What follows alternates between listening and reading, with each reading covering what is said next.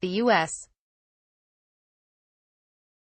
will proceed with $200 billion in tariffs on Chinese imports, according to a report on Friday, a move that reignites a trade war between the world's two largest economies. U.S. President Donald Trump met with Treasury Secretary Steven Mnuchin, Commerce Secretary Wilbur and U.S. Trade Representative Robert Lighthizer on Thursday, the report said, adding the president instructed his aides to proceed with the tariffs, according to Bloomberg News. Trump's decision to impose the additional tariffs come despite signals from Washington earlier this week to restart trade negotiations with Beijing.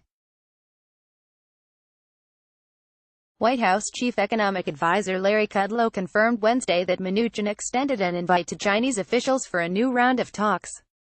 Yet, Trump said Thursday via Twitter, "We are under no pressure to make a deal with China, they are under pressure to make a deal with us.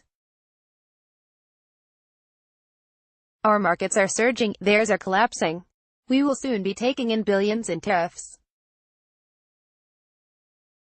The Dow Jones fell as much as 87 points in midday trading, while the Trump administration said last week it was ready to implement $200 billion on China, after the public comment period of that expired last Thursday.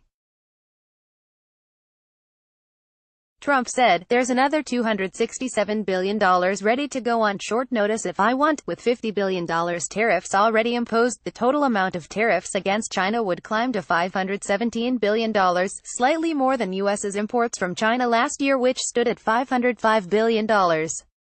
China, meanwhile, will look for permission from the World Trade Organization (WTO) to impose sanctions on the U.S. next Friday, according to the WTO's meeting agenda. Original source.